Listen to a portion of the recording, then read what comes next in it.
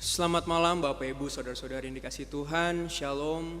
Pada malam hari ini kembali kita berjumpa di dalam ibadah keluarga yang akan kita baca dan kita renungkan bersama firman Tuhan yang terambil dari dalam 2 Korintus 5 ayat 11 hingga ayatnya yang ke-15.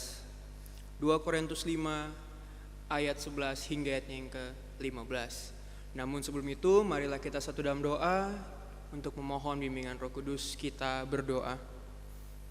Bapa yang baik, pada malam hari ini ya Tuhan, kami bersama-sama ingin mendengarkan dan mempelajari serta merenungkan firman Tuhan.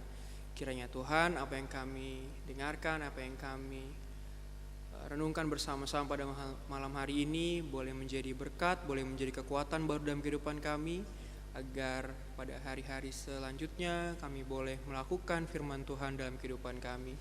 Berfirmanlah Tuhan kepada setiap kami, karena kami siap untuk mendengar. Amin. Bapak Ibu Saudara-saudari yang dikasihi Tuhan, mari kita bangkit berdiri. Kita akan membaca firman Tuhan dari 2 Korintus 5 ayatnya yang ke-11 hingga ayatnya yang ke-15 yang menyatakan, kami tahu apa artinya takut akan Tuhan. Karena itu kami berusaha meyakinkan orang, bagi Allah hati kami nyata dengan terang, dan aku harap hati kami nyata juga demikian bagi pertimbangan kamu. Dengan ini kami tidak berusaha memuji-muji diri kami sekali lagi kepada kamu, tetapi kami mau memberi kesempatan kepada kamu untuk memegahkan kami, supaya kamu dapat menghadapi orang-orang yang bermegah karena hal-hal lahiriah dan bukan batiniah. Sebab jika kami tidak menguasai diri, hal itu adalah dalam pelayanan Allah, dan jika kami menguasai diri, hal itu adalah untuk kepentingan kamu. Sebab kasih Kristus yang menguasai kami, karena kami telah mengerti bahwa jika satu orang sudah mati untuk semua orang, maka mereka semua sudah mati. Dan Kristus telah mati untuk semua orang, supaya mereka yang hidup tidak lagi hidup untuk dirinya sendiri, tetapi untuk Dia yang telah mati dan telah dibangkitkan untuk mereka. Demikian bacaan firman Tuhan. Terpujilah Kristus. Haleluya. Haleluya, haleluya, haleluya. Silahkan duduk. Selamat malam Bapak Ibu, Saudara-saudari yang dikasihi Tuhan. Shalom. Pada malam hari ini kita kembali dalam ibadah keluarga yang pada malam hari ini juga diberikan judul Hidup Berguna bagi Tuhan. Bapak Ibu Saudara-saudari, sebagai manusia, sebagaimanapun kita juga pasti ingin dihargai oleh orang lain. Kita juga pasti inginlah dilihat oleh orang lain, ya.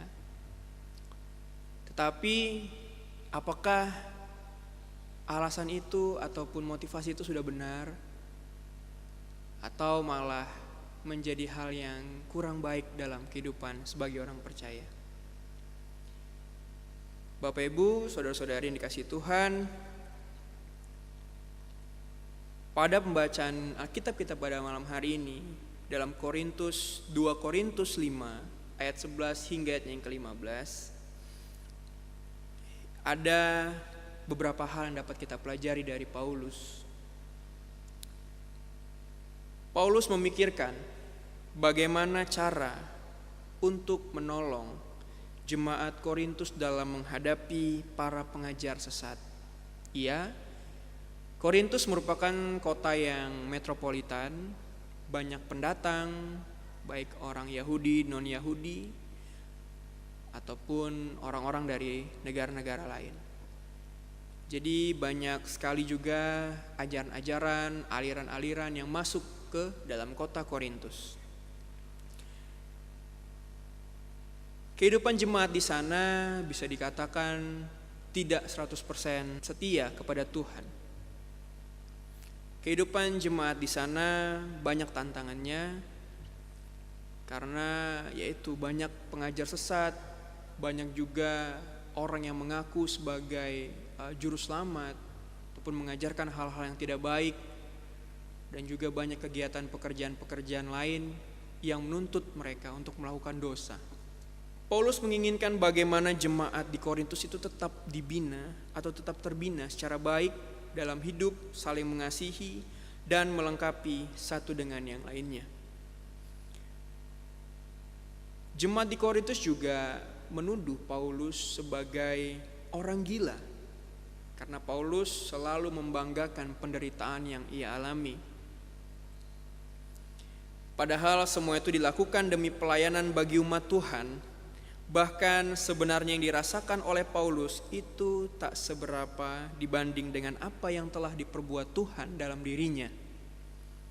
Karena Tuhan telah melakukan yang terbaik untuk Paulus, maka Paulus merasa bahwa ia harus membalas apa yang Tuhan sudah lakukan bagi dirinya dengan cara berbuat yang terbaik untuk kemuliaan nama Tuhan. Paulus mengingatkan kita, kalau kita sudah merasa bahwa menganggap bahwa Kristus sudah memberikan yang terbaik bagi diri kita, lalu apa yang harus kita lakukan? Bukankah melakukan yang terbaik untuk Tuhan adalah hal yang Tuhan inginkan juga? Bapak Ibu saudara-saudara yang dikasihi Tuhan, Paulus bukan hendak membanggakan apa yang dia alami, yaitu penderitaan, karena melayani, apalagi untuk menuntut agar dibalas dengan upah. Segala sesuatunya ini berbicara perihal motivasi. Motivasi Paulus dalam melayani adalah karena ketakutannya akan Tuhan. Bukan untuk mencari keuntungan, melainkan demi kemuliaan nama Tuhan saja ia lakukan pelayanan itu. Paulus menganggap bahwa Tuhan sudah menyelamatkannya, maka kini dia adalah miliknya. Kasih Kristus yang ditunjukkan sampai mati di kayu salib, itulah yang menguasai diri Paulus. Jadi Paulus sudah meninggalkan manusia yang lama atau kehidupan Paulus yang lama untuk diganti dengan pengorbanan Kristus dalam dirinya. Sehingga apa yang terjadi dalam kehidupan Paulus, dia percaya bahwa itu adalah karena kehendak Tuhan. Itu adalah karena rencana Tuhan dalam hidupnya. Maka Paulus beserta rekan-rekan sepelayanannya memiliki motivasi bahwa orang lain harus melihat Kristus dalam kehidupan Paulus dan rekan-rekannya. Karena Paulus merasa bahwa Tuhan sudah menyelamatkan dia, masa saya tidak memberikan yang terbaik bagi Tuhan? Paulus melayani karena ia merasa bahwa ia telah menerima anugerah keselamatan dari Tuhan. Ia yakin bahwa anugerah itu bukan hanya untuk dirinya, melainkan juga bagi orang lain. Apa yang disampaikannya bukan untuk memuji diri, melainkan membantu memperlengkapi umat dengan bahan-bahan yang dapat dipakai guna memberi jawab kepada para penentang Paulus. Jadi Paulus ingin mengabarkan bahwa keselamatan yang ia terima bukan hanya untuk diri Paulus, melainkan untuk seluruh jemaat-jemaat yang siap untuk menerima Kristus. Ketika sudah menerima Kristus, Paulus berharap bahwa keselamatan juga akan terjadi dalam kehidupan jemaat di Korintus. Menurut Paulus, orang yang sudah diselamatkan oleh Yesus Kristus, termasuk para pelayannya, itu bertugas untuk menjadi pendamai bagi orang-orang yang telah mendengar firman Tuhan. Yang ditebus hidup untuk yang menebus. Sebab Yesus Kristus telah mati bukan untuk kepentingannya, melainkan untuk menggantikan umat yang berdosa agar mereka boleh selamat. Kehidupan Paulus juga tercermin daripada kehidupan yang dijalani oleh Yesus untuk tidak mementingkan dirinya sendiri. Kristus hadir di dunia untuk menebus dosa-dosa umat manusia. Kristus menggantikan orang-orang berdosa agar kita boleh selamat. Dan Kristus turun ke dalam kerajaan maut pun hanya demi keselamatan kita. Dengan demikian peristiwa itu harus mendorong mereka yang sudah diselamatkan untuk mempersembahkan sisa hidupnya bagi Yesus melalui pelayanan yang sudah Tuhan percayakan bagi kehidupan kita. Ketika kita merasa diri kita sudah diselamatkan, mari kita tunjukkan apa yang kita bisa berikan yang terbaik untuk kemuliaan nama Tuhan. Lewat pelayanan yang kita bisa lakukan atau yang sudah dipercayakan bagi kita. Mungkin pelayanan di gereja, baik dalam PHMJ, majelis, dalam sosok kependetaan juga, itu ditunjukkan dengan penuh kesungguhan. Dan ketika berdiri di depan orang atau depan jemaat, hendaknya memiliki motivasi bahwa kita melakukan yang terbaik hanya untuk kemuliaan nama Tuhan, bukan untuk agar kita dilihat orang, agar kita mendapatkan pujian yang berlebihan dari orang, tetapi hendaklah orang itu melihat bahwa Kristus juga bekerja dalam kehidupan kita, baik dalam pelayanannya di gereja dalam hal multimedia, baik dalam pianis ataupun yang sebagainya. Lakukanlah dengan penuh ketulusan dan motivasi bahwa hendaknya ketika orang lain melihat kita, dia bisa melihat kemuliaan Tuhan dalam diri kita, dan nama Tuhan akan dipermuliakan.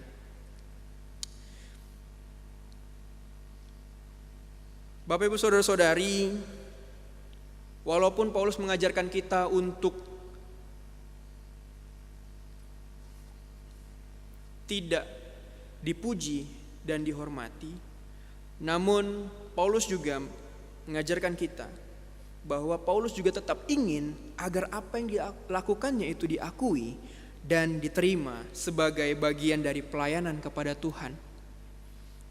Itu sangat berbeda dengan orang yang selalu ingin dihargai atau dipuji-puji, padahal sebenarnya belum berbuat apa-apa atau perbuatannya tidak seberapa, namun rasa ingin, ayo puji saya itu sangat tinggi. Kalau orang Ambon bilang makan puji. Jadi ia ingin dilihat orang, mendapatkan atensi dari orang banyak, namun ya pekerjaannya tidak dia lakukan ataupun tidak sungguh-sungguh. Tapi motivasi untuk ingin dipuji itu terus-menerus ada dalam dirinya. Bukan untuk kemuliaan nama Tuhan, tapi untuk kemuliaan namanya sendiri. Itu yang Paulus tekankan, bahwa janganlah kita menjadi umat Kristen yang demikian. Namun demikian menunjukkan dan memberitahukan kepada orang lain apa yang kita lakukan di dalam pekerjaan Tuhan, itu perlu agar orang yang melihat atau menyaksikan dapat meniru dan mengikutinya. Jadi apa yang kita lakukan kiranya boleh berdampak bagi orang lain, berdampak yang positif, bahkan menggerakkan orang lain melalui praktek hidup yang berkenan di hadapan Tuhan. Perlu juga untuk kita selalu tunjukkan. Tujuannya apa? Tujuannya agar sebanyak mungkin orang meniru dan melakukan hal yang sama untuk memuliakan nama Tuhan, atau lebih, itu juga akan lebih baik. Jadi memang motivasi dapat terlihat dari apa yang kita kerjakan. Bila motivasinya hanya untuk kemuliaan nama Tuhan, maka kita tidak akan pernah merasakan yang namanya kecewa. Namun bila motivasinya hanya untuk dihormati atau makan puji itu, maka kita tidak akan mau lagi melakukan sesuatu yang baik bila tidak dihargai atau diberi upah. Dengan demikian Bapak Ibu saudara-saudari kasih Tuhan, sebagai orang percaya memberi kesaksian tentang kuasa Tuhan yang besar itu memang banyak tantangan dan banyak hambatannya. Namun demikian kita harus tetap berusaha untuk mewujudkan kesaksian kita di dunia ini. Mungkin zaman sekarang aktivitas untuk memberitakan firman Tuhan itu dianggap tidak penting atau kurang penting. Bahkan tidak sedikit juga orang yang menganggap bahwa ketika kita melakukan hal yang benar, ketika kita melakukan hal yang sesuai dengan firman Tuhan, kita dianggap sok alim, kita dianggap sok suci. Bahkan kita dianggap bahwa hanya untuk mencari cari pujian, atau misalnya kita dianggap hanya untuk dilihat orang. Kalau misalnya motivasi kita sudah benar hanya untuk kemuliaan nama Tuhan, maka tetaplah kita melanjutkan hidup dalam jalan yang benar itu. Jangan terlalu pusing dengan apa yang orang lain katakan tentang pekerjaan yang kita lakukan untuk kemuliaan nama Tuhan, tetapi pikirkan bahwa hidup kita sudah diselamatkan. Maka apa yang bisa saya berikan untuk kemuliaan nama Tuhan? Percayalah Bapak Ibu saudara-saudara yang dikasihi Tuhan, ketika kita bisa melakukan yang terbaik dalam kehidupan kita untuk kemuliaan nama Tuhan, dan orang lain hanya bisa mencemooh, mencibir dari belakang, percayalah kita sudah ada satu langkah atau lebih jauh daripada orang yang hanya bisa menilai kita, mengkoreksi kekurangan kita, dan tidak pernah melakukan apa-apa yang bisa menjadi suatu hal yang berdampak bagi orang lain dan terkhusus untuk kemuliaan nama Tuhan. Dengan demikian, hendaknya kita tunjukkan penghargaan atas pekerjaan Tuhan dalam kehidupan kita dengan meneruskan pekerjaannya di dalam hari lepas hari hidup dan laku kita di dunia ini. Tuhan memberkati. Amin.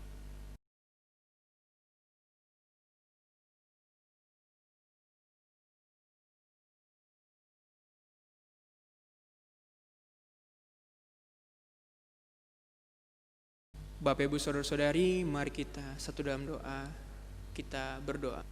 Allah Bapa yang bertahta di dalam kerajaan surga, terima kasih Tuhan, karena pada malam hari ini Engkau masih memperkenankan kami untuk mengikuti ibadah. Ya Bapa, kiranya Tuhan melalui firman yang telah kami dengar dan kami renungkan bersama, ini boleh menjadi rema dalam kehidupan kami, dan kami boleh lakukan dalam tingkah laku hidup kami hari lepas hari. Ajar kami ya Bapa, agar kami boleh memiliki motivasi hidup yang benar, yang seturut dengan kehendak Tuhan, yang hanya mendasari bahwa kemuliaan Tuhan adalah di atas segala-galanya daripada keegoisan kami, keinginan diri kami. Biarlah Tuhan, kemuliaan Tuhan boleh selalu dipermuliakan dan menjadi sesuatu yang harum ketika kami mempersembahkan lewat tingkah laku hidup kami dengan baik dan benar seturut dengan kehendak Tuhan. Ya Bapa, dalam malam hari ini juga Tuhan, kami ingin berdoa bagi setiap kami Bapa, jemaat-Mu di GPIB Immanuel ini. Ya Tuhan, berkati setiap kami yang dalam masa pergumulan, berkati setiap keluarga yang mengalami masa pergumulan. Tuhan tilik setiap kami, dan kiranya dalam setiap pergumulan kami boleh menemukan jalan keluar yang daripada Tuhan untuk kami lakukan, dan kami juga boleh saling memberkati, menjadi berkat bagi orang lain, bagi diri sendiri, dan juga Tuhan, kami kena percaya bahwa apa yang terjadi dalam kehidupan kami adalah karena campur tangan Tuhan. Berkati Tuhan setiap jemaat-Mu tempat ini yang sakit, Tuhan kiranya lawat, Tuhan sembuhkan, agar sakit penyakit itu boleh diangkat, dan siapapun yang sakit Bapa boleh sembuh dan boleh merasakan cinta kasih Tuhan dalam kesembuhan mereka itu nyata.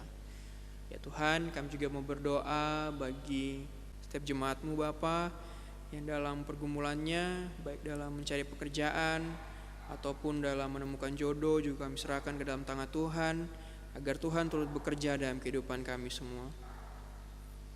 Ya Bapa, kami juga mau berdoa Tuhan bagi karyawan dan juga yang ada di gereja GPIB Immanuel ini ya Bapa, kiranya Tuhan memberkati agar para karyawan juga boleh memberikan yang terbaik dalam pelayanan mereka dan itu kiranya boleh hanya untuk kemuliaan nama Tuhan saja Bapa.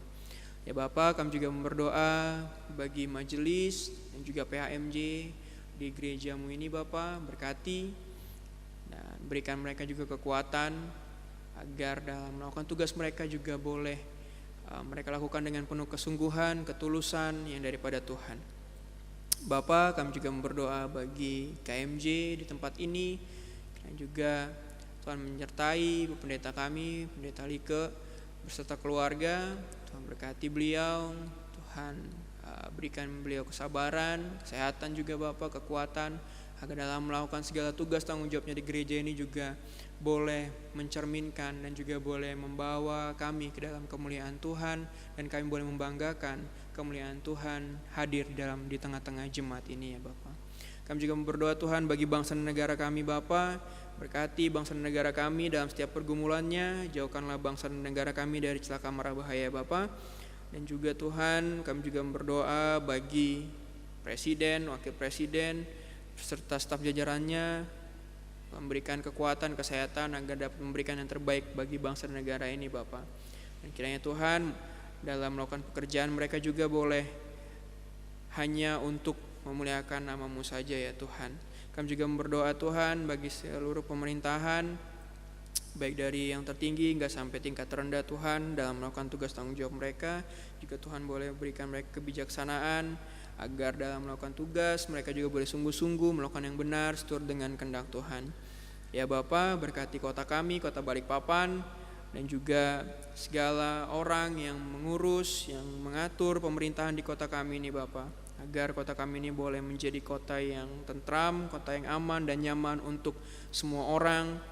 Dan kami akan percaya Tuhan akan bekerja dalam kehidupan kami hari lepas hari ke depan ya Bapa. Ya Tuhan, banyak yang ingin kami sampaikan Tuhan, tapi kami akan percaya Bapa bahwa Kau mengetahui segala bentuk isi hati kami, apa yang kami rindukan Tuhan akan cukupkan, Tuhan akan berikan sesuai apa yang dalam hidup kami inginkan Bapa. Terima kasih Bapa, inilah doa ungkapan syukur kami Tuhan yang kami alaskan hanya di dalam anak-Mu Yesus Kristus yang telah mengajar kami berdoa. Bapa kami yang di sorga, dikuduskanlah nama-Mu, datanglah kerajaan-Mu, jadilah kehendak-Mu di bumi seperti di sorga. Berikanlah kami pada hari ini makanan kami yang secukupnya, dan ampunlah kami akan kesalahan kami, seperti kami juga mengampuni orang yang bersalah kepada kami. Dan janganlah membawa kami ke dalam pencobaan, tapi lepaskan kami daripada yang jahat. Karena Engkaulah yang mempunyai kerajaan dan kuasa dan kemuliaan sampai selama-lamanya.